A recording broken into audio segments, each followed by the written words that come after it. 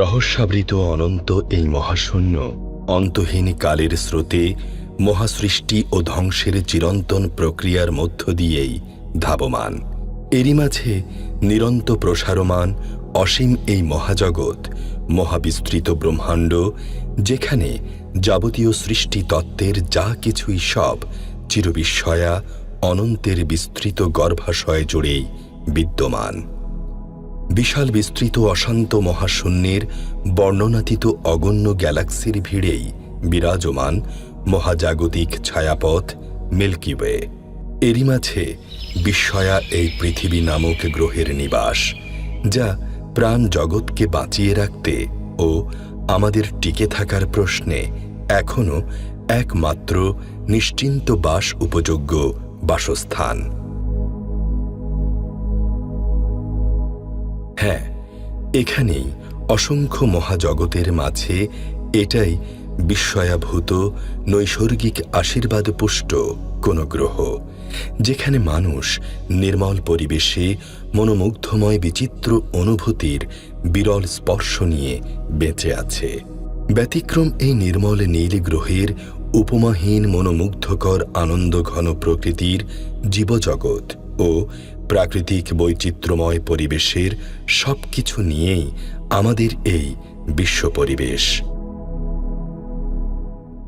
আমরা কত ভাগ্যবান যে একটা পৃথিবীতে আমরা বাস করছি, যেখানে বাস করার সব রকম উপযুক্ত পরিবেশ আমাদের হয়েছে। 500 কোটি বছর আগে তখন থেকে প্রাণীর উদ্ভব ঘটতে শুরু করলো এবং মানুষ এসছিল এই পৃথিবীর যে স্টেজে, যে সেটা হলো একেবারে শেষে, যখন সব কিছু সেট হয়ে গেল তখন মানুষের আগমন ঘটলো।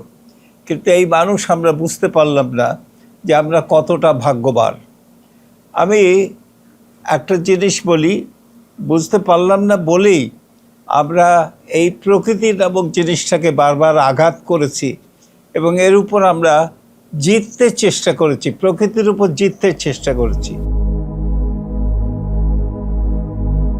নানা রূপ বাস্তুতন্ত্রের সকল সুকঠিন সুস্থিত তন্ত্রসূত্রের মাধ্যমেই গঠন করে নিয়েছে প্রকৃতি, যা জৈব অজৈব পদার্থ ও জীবজগতের সমন্বিত প্রাকৃতিক একক উপাদানের সঙ্গে মিলিত হয়ে পারিপার্শ্বিক এক আন্তঃক্রিয়ার মধ্য দিয়ে অনাদিকাল ধরে বিশ্বের কল্যাণই টিকে রয়েছে। প্রকৃতি নিয়ন্ত্রিত প্রাকৃতিক নির্বাচনী ব্যবস্থাপনায় জীবন্ত প্রাণের অস্তিত্ব টিকে থাকতে বিশ্ব পরিবেশ অনুকূলে প্রকৃতি সম্বন্ধীয় পরিবেশগত যা কিছুই প্রয়োজনীয় উপাদানের গ্রহণীয় গুরুত্ব রয়েছে। এর অফুরন্ত উৎসের যাবতীয় সব প্রতি মুহূর্তেই বিস্তৃত এই ভূমির বুক চিরে জেগে ওঠে। অনন্য এই পরিবেশ প্রকৃতির নিরন্তর ছায়াতলে বিশ্বকল্যাণের এক মহাদিগন্তকে উন্মোচনের মধ্য দিয়ে সমগ্র প্রাণ জগতের মঙ্গলেই বিকশিত হয়েছে বিশ্ব পরিবেশ প্রকৃতি।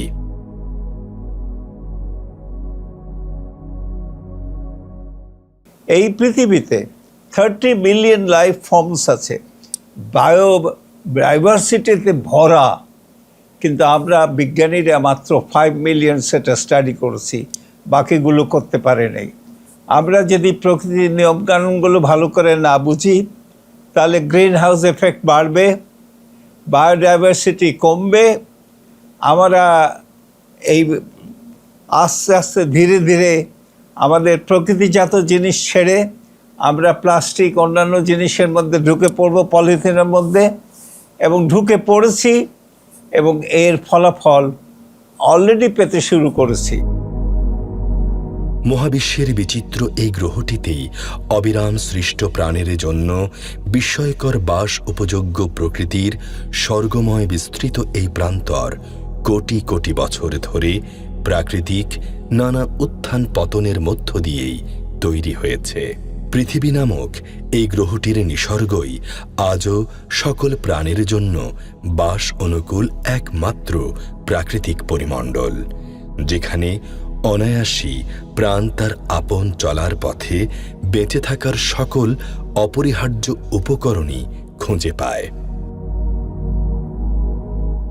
তবে আমরা বিশ্ব মানব জাতি প্রতিটি মুহূর্তেই বিভিন্নভাবে ধ্বংস দূষণের মধ্য দিয়ে নিসর্গজাত পৃথিবীর পরিবেশটাকে ক্রমেই নরকে পরিণত করে তুলছি।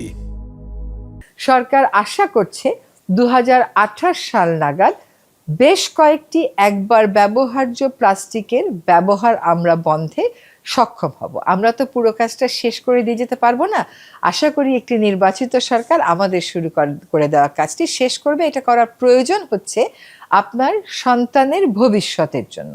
বলা হচ্ছে এখন যেভাবে প্লাস্টিক বর্জ্য সমুদ্রে পাওয়া যাচ্ছে, এটার যদি আমরা রাশ টেনে না ধরি, যদি লাগাম না টানি, তাহলে 2050 সাল নাগাদ সমুদ্রে যে পরিমাণ মাছ পাওয়া যাবে তার চেয়ে অনেক বেশি পাওয়া যাবে হচ্ছে মাইক্রোপ্লাস্টিক। এবং এই মাইক্রোপ্লাস্টিকটা এখন মায়ের দুধে, প্লাসেন্টাতে, আমাদের রক্তে, এমনকি আমাদের মস্তিষ্কে পাওয়া যাচ্ছে। নিজে বাঁচতে হলে, সন্তানকে নিরাপদ রাখতে হলে, পৃথিবীকে নিরাপদ রাখতে হলে একবার ব্যবহার্য প্লাস্টিকের ব্যবহার থেকে আমাদেরকে সরে আসতেই হবে, এর কোনো বিকল্প নেই। নানা দূষণের ভয়াবহ বিভিন্ন প্রভাবে পৃথিবীর এই নৈসর্গিক পরিবেশ প্রতিক্ষণেই মারাত্মক রূপে ক্ষতিগ্রস্ত হয়ে পড়ছে। সকল প্রকার দূষণের মধ্যে বিশ্বজুড়ে আজ প্লাস্টিক, পলিথিন দূষণই মহাবিভীষিকাময় পরিস্থিতিকে নিশ্চিত করে একটি অশনের বার্তা বইছে। তাই জাতিসংঘের পরিবেশ কর্মসূচি ইউনাইটেড নেশনস এনভায়রনমেন্ট প্রোগ্রাম 2025-এর 5 জুন দিবসটিকে এন্ডিং প্লাস্টিক পলিউশন বা প্লাস্টিক দূষণের অবসান প্রতিপাদ্যকে নির্বাচন করে সারা বিশ্বে বিশ্ব পরিবেশ দিবস পালনের মধ্য দিয়ে বিশ্ববাসীকে সচেতন করে তুলছে। পলিথিন বন্ধ হোক, পলিথিন প্লাস্টিক টোটালি বন্ধ হয়ে যাক, এটাই আমরা চাচ্ছি। মানুষের দৈনন্দিন জীবনে বিভিন্ন কাজে ব্যবহারের জন্য বিশ্বে প্রতি বছর 400 থেকে 430 মিলিয়ন মেট্রিক টন প্লাস্টিক পণ্য উৎপাদনের পর বাজারজাতকরণ হচ্ছে, যে পণ্যের প্রায় অর্ধভাগই 1-2বার ব্যবহারের পর যত্রতত্র ফেলে দেওয়ার কারণে 20 কোটি মেট্রিক টন প্লাস্টিক পণ্য আবর্জনা হয়ে পরিবেশে মিশে যাচ্ছে। প্রতি বছর ফেলে দেওয়া প্লাস্টিক পণ্যের প্রায় 10 মিলিয়ন টন প্লাস্টিক বর্জ্য নানাভাবে সমুদ্র হয়ে মহাসমুদ্রে গিয়ে পড়ছে। বিভিন্ন গবেষণা নিশ্চিত করছে যে আগামী 2040 সালের মধ্যেই সমুদ্রে প্লাস্টিক বর্জ্য দূষণের পরিমাণ উল্লেখযোগ্য হারে বৃদ্ধি পেয়ে সমগ্র সমুদ্র পরিমণ্ডলের পরিবেশে অনাকাঙ্ক্ষিত এক পরিবর্তনের দিকে ধাবিত করতে যাচ্ছে, যা বিশ্ব পরিবেশের উপর প্রভাব বিস্তারের মধ্য দিয়ে সামুদ্রিক জীববৈচিত্র্যে ভয়াবহ এক নেতিবাচক পরিণতিকে স্পষ্ট করছে। সায়েন্স জার্নাল প্রকাশিত প্রতিবেদন পর্যালোচনা হতে জানা যায়, শুধুমাত্র জীবকুলের সবচেয়ে গুরুত্বপূর্ণ জলজ পরিমণ্ডলের বাস্তুতন্ত্রে বছরে প্রায় 19 থেকে 23 মিলিয়ন টন প্লাস্টিক বর্জ্য ছড়িয়ে পড়ছে। এতে এই জলজ অঞ্চলসমূহের বাস্তুসংস্থান ও এর জীববৈচিত্র্য সহ স্বাভাবিক পরিবেশ সর্বাধিক সংকটাপন্ন পরিস্থিতির সম্মুখীন হচ্ছে।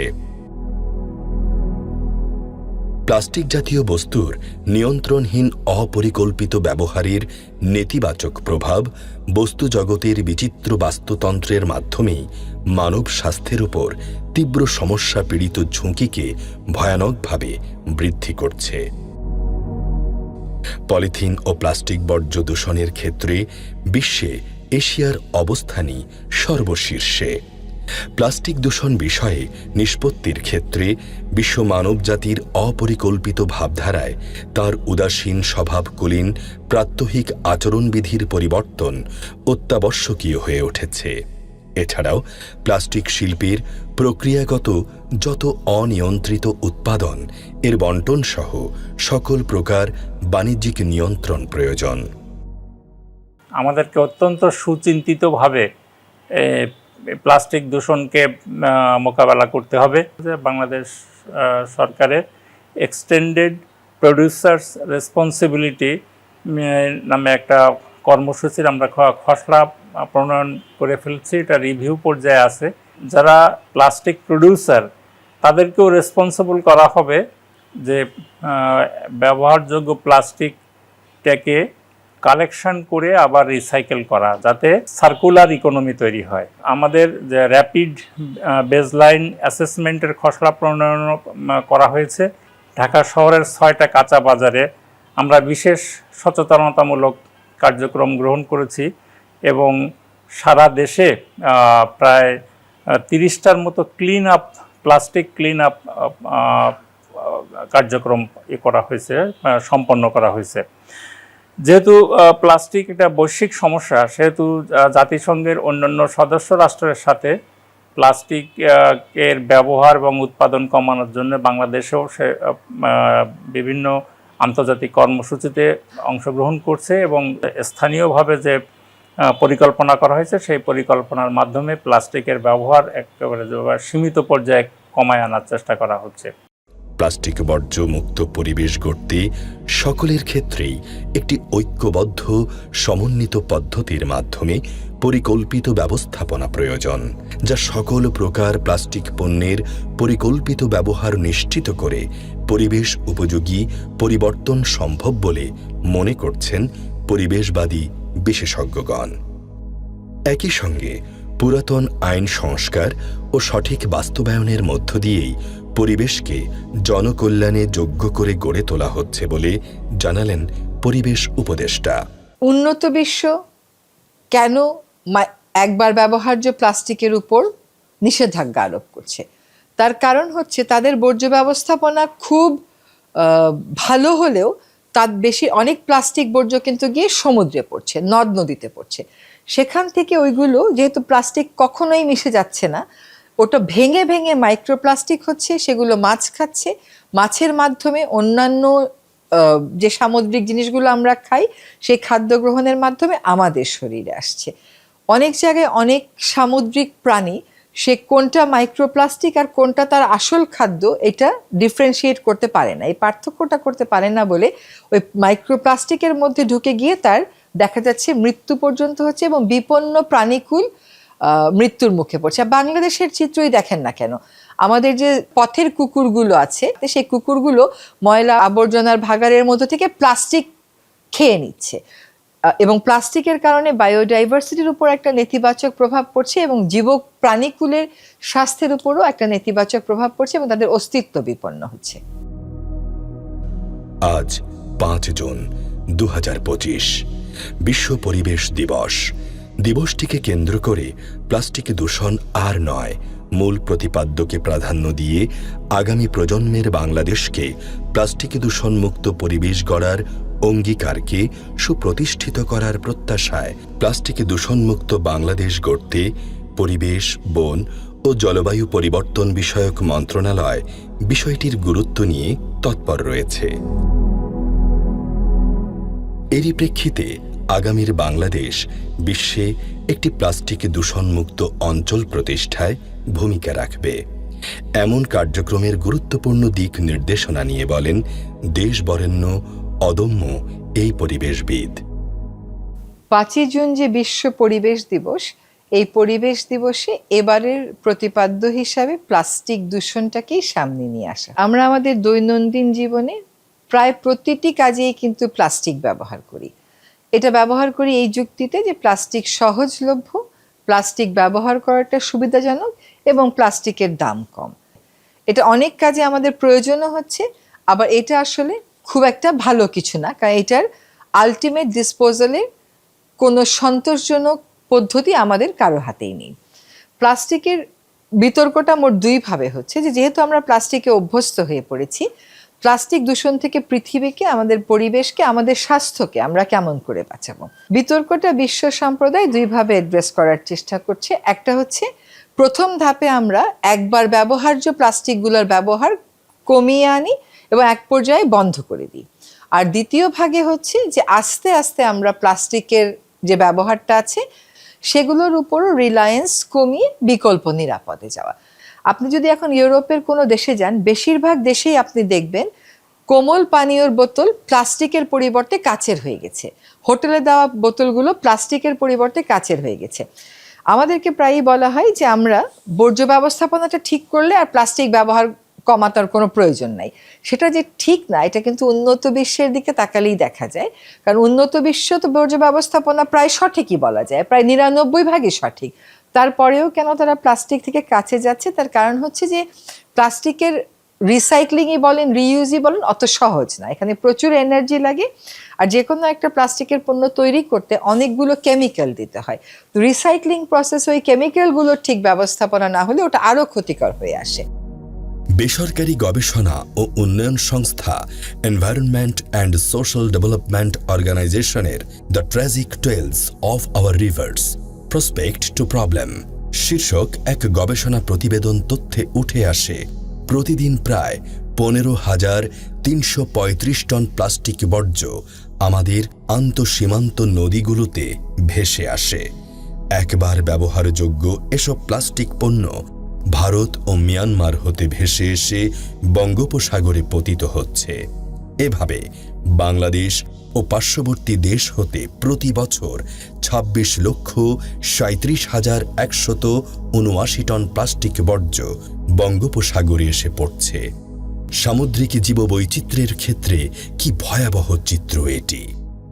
বিশ্বব্যাংকের রিপোর্টে বলা হয়, ঢাকা নগরীর মাথাপিছু বার্ষিক প্লাস্টিক ব্যবহার অন্যান্য শহরাঞ্চলের জাতীয় গড় হতে 3 গুণেরও বেশি, যা 22.25 কেজি হতে বেড়েছে। প্রতিদিন ঢাকা নগরীতে প্রায় 646 টন প্লাস্টিক বর্জ্য সংগ্রহ করা হয়। এটা পুরো বাংলাদেশে উৎপন্ন বর্জ্যের 10%। দেশে বছরে 8,21,250 টন প্লাস্টিক বর্জ্য আমাদের চারপাশের পরিবেশে উৎপন্ন হচ্ছে। এর প্রায় 2,28,000 টন অর্থাৎ 40% প্লাস্টিক বর্জ্যকে পুনঃপ্রক্রিয়াকরণের মাধ্যমে ব্যবহার করা হচ্ছে। বাকি 60% বর্জ্য পড়ে থেকে পরিবেশে মারাত্মক দূষণ ছড়াচ্ছে। বর্তমান বাংলাদেশ পলিথিন ও প্লাস্টিকের একচ্ছত্র আধিপত্যকে প্রতিরোধে শূন্য সহনশীল ব্যবস্থাপনার দিকেই এগিয়ে চলছে। বাংলাদেশ সরকার যে কাজটা করেছে, আসলে এটা আমরা প্রথম করেছিলাম কিন্তু 2002 সালে। সেই সময়কার সরকার পলিথিন শপিং ব্যাগকে নিষিদ্ধ ঘোষণা করেছিল। তারপরে সেই সরকার সেই শপিং ব্যাগ নিরুৎসাহিত করতে কাজ করেছে। 4 বছর কাজের মাথায় তারা কিন্তু প্রায় জিনিসটা নিয়ন্ত্রণে নিয়ে এসেছিল। তারপরে পরবর্তী সরকার আর এই কাজটাকে আগায়নি। অর্থাৎ 2007 সাল থেকে 2024 সাল পর্যন্ত পলিথিন শপিং ব্যাগে সয়লাভ হয়ে গেছে। আমরা আবার সেই নিষেধাজ্ঞাটা কার্যকর করার উদ্যোগ গ্রহণ করেছি। এই 2006 সালের পর থেকে এত বছর কিন্তু মানুষ আরও বেশি অভ্যস্ত হয়ে গেছে পলিথিন শপিং ব্যাগে। সেই অভ্যস্ততা থেকে মানুষকে সরাতে, পলিথিন শপিং ব্যাগের বিকল্প অ্যাভেলেবল করতে অবশ্যই একটু সময় লেগে যাচ্ছে, কিন্তু আমাদের কিন্তু বেশ উল্লেখযোগ্য অগ্রগতি হয়েছে। আপনি এখন কোনো সুপার মার্কেটে আর পলিথিনের শপিং ব্যাগ পাবেন না। আপনি বড় বড় হোটেলে, দেশের নামকরা বিশ্ববিদ্যালয়গুলোতে শুনবেন তারা তাদের ক্যাম্পাসকে, তারা তাদের হোটেলকে, যেমন হোটেল ইন্টারকন্টিনেন্টাল, তারা তাদের একবার ব্যবহার্য প্লাস্টিক যে ব্যবহার করতো ওখান থেকে সরে আসছে। সরকারি অফিসে নির্দেশনা দিয়ে দেওয়া হয়েছে যে একবার ব্যবহার্য প্লাস্টিক ব্যবহার থেকে সরে আসেন। এখন বিভিন্ন সভা সমিতিতে আমরা দেখছি যে প্লাস্টিক বোতলের জায়গা করে নিচ্ছে কাচের বোতল। আরেকটা যে কাজ অন্তর্বর্তীকালীন সরকার শুরু করেছে তা হলো অন্যান্য একবার ব্যবহার্য প্লাস্টিক ব্যবহারে মানুষকে নিরুৎসাহিত করেন। আমরা কাজটা শুরু করেছি সরকারি অফিসগুলোকে দিয়ে, তারপরে আমরা বেসরকারি অফিসে যাব। আমরা যেখানে যেখানে অল্টারনেটিভ অ্যাভেলেবল আমরা সেখানে বলছি তাৎক্ষণিকভাবে এই ব্যবস্থাটা নিতে। এখন আপনি কোনো হাসপাতালে গেলে তাদের অনেক উপকরণ কিন্তু একবার ব্যবহার্য প্লাস্টিক, যেমন হাতে যে গ্লোভসটা পরে, আপনি চাইলেও এটা রাতারাতি পরিবর্তন করা সম্ভব না। যেখানে সম্ভব এবং স্পষ্ট বিকল্প রয়েছে সেখানে সরকারি পর্যায় থেকে আমরা কাজটা শুরু করে দিয়েছি, অনেকটা গতিও চলে এসেছে, আর বাকি কাজটা বেসরকারি পর্যায়ে আমরা উৎসাহিত করছি। সকল দূষণ হতে মুক্তির লক্ষ্যে উন্নত দেশের ন্যায় এদেশের শিক্ষা প্রতিষ্ঠানগুলোর শিক্ষার্থীদের সম্পৃক্ত করে শিক্ষাবিদ সহ শিক্ষক সমাজের অত্যন্ত গুরুত্বপূর্ণ ভূমিকা রয়েছে। পৃথিবী এখন ধ্বংসের কাছাকাছি চলে গেছে, যে আমাদের জলবায়ু যেভাবে পরিবর্তন হচ্ছে, দিনে প্রাকৃতিক দুর্যোগ তৈরি হচ্ছে, সবগুলো মিলিয়ে কিন্তু এগুলো আমাদের তৈরি, নিজেদের তৈরি।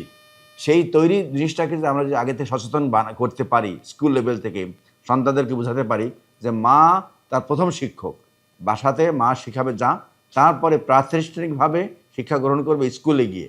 স্কুলে গিয়ে যদি সেই মানে পরিবেশটা কীভাবে বাঁচাতে হবে, আমার পরিবেশ দূষণ মুক্তভাবে চলতে হবে, কোথায় কোন কাজটা করলে কী কারণে পরিবেশ দূষণ হয় সেটা বোঝাতে হবে, আমাকে ক্লাসের পাঠ্যসূচিতে আমাকে স্ট্রংলি দেখাতে হবে যে এই কারণে পরিবেশ দূষণ হয়, পরিবেশ দূষণ হলে আমি শুধু, তুমি একা শুধু না, পুরো দেশ ধ্বংস হয়ে যাবে, পুরো পৃথিবী ক্ষতিগ্রস্ত হবে, সেই কথাটা তাকে বোঝাতে হবে।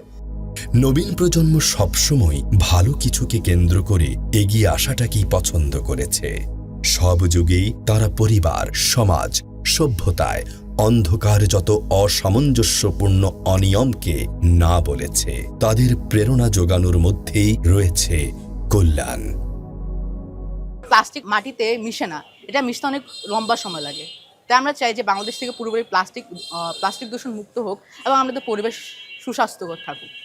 পৃথিবীর প্রাকৃতিক পরিবেশের মৌলিকত্বকে ধ্বংস করে দিয়ে মানুষ প্রকৃতি জগতের মৌলিক উপাদানগুলোকে যেভাবে অবৈজ্ঞানিকভাবে ব্যবহারের মধ্য দিয়ে ধ্বংস করেছে, বিশ্বের প্রাকৃতিক পরিবেশ জগতের সঙ্গে সভ্যতায় সাংঘর্ষিক পটভূমি তৈরি করেছে, নানা দূষণে পরিবেশের অবলুপ্তি ঘটিয়েছে, তা কোনো কালই মানুষের জন্য মঙ্গল বয়ে আনতে পারেনি।